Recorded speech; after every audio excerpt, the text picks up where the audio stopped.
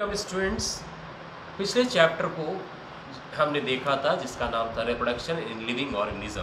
मैं समझता हूँ उसमें सारी चीज़ें क्लियर होंगी क्योंकि सारे बच्चों ने अच्छा रेस्पॉन्स दिया था। और दूसरा चैप्टर जो आपका है वो है sexual reproduction in flowering plant, जिसको हिंदी में कहते हैं पुष्पीय पौधों में लैंगिक जनन।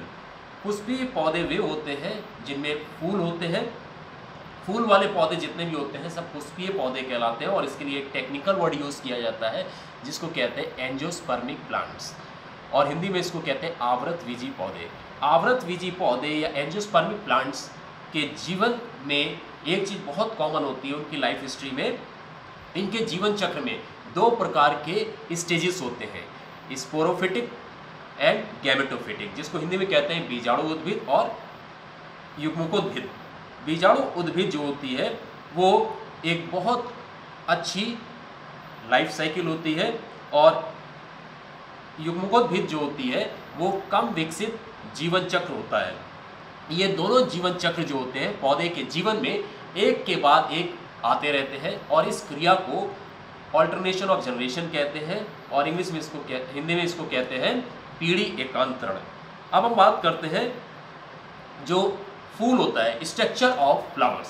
स्ट्रक्चर ऑफ फ्लावर की अगर हम बात करते हैं तो इसमें 4 भाग मुख्य रूप से होते हैं, जिसको कि मैंने क्लास 11th में आपको बहुत अच्छे से समझाया था। मैं समझता हूँ सबको पता भी है, मैं फिर से उस चीज़ को रिपीट कर देता हूँ। कैलिक्स, कोरोला, एंडुशियम और गाइनीशियम।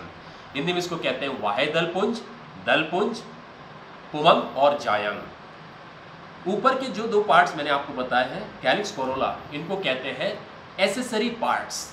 हिंदी में इसको कहते हैं अतिरिक्त भाग। अतिरिक्त भाग इनको क्यों कहते हैं? वो इसलिए कहते हैं क्योंकि यदि ये भाग उपस्थित हो या ना हो रिप्रोडक्शन के ऊपर, जनन के ऊपर कोई फर्क नहीं पड़ता है। लेकिन जो नीचे के भाग है एंडुशियम और गाइनीशियम, जो कि हिंदी में इसको कहते हैं पुमम और जायंग, ये दोनों रिप्रोडक्शन के लिए बहुत ज़रूरी है क्योंकि एक मेल रिप्रोडक्टिव पार्ट होता है और दूसरा जो होता है फीमेल रिप्रोडक्टिव पार्ट होता है। अगर ये दोनों पार्ट प्रेजेंट है तभी रिप्रोडक्शन हो सकता है, नहीं तो फिर फूल में रिप्रोडक्शन नहीं हो सकता है।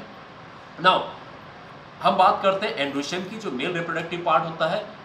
मेल रिप्रोडक्टिव पार्ट एंडुशियम में बहुत सारी यूनिट्स होती हैं। इन यूनिट्स को कहते हैं स्टेमेन। स्टेमेन के 3 पार्ट होते हैं। एंथरलोब जो कि ऊपरी भाग होता है, फूला हुआ भाग होता है, और इसी के अंदर पोलन ग्रेन फॉर्मेशन होता है। पोलन ग्रेन का निर्माण होता है, परागकण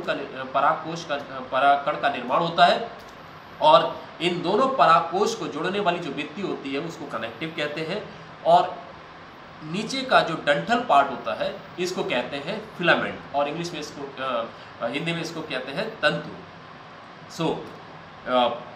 जो पोलन ग्रेन्स होते हैं इसमें एक इम्पॉर्टेंट टॉपिक है आपके सिलेबस में माइक्रोस्पोरोजेनेसिस, अर्थात सूक्ष्म बीजाणु जनन का विकास। किस प्रकार से माइक्रोस्पोरोजेनेसिस होता है, मैं शॉर्ट में आपको बता रहा हूँ।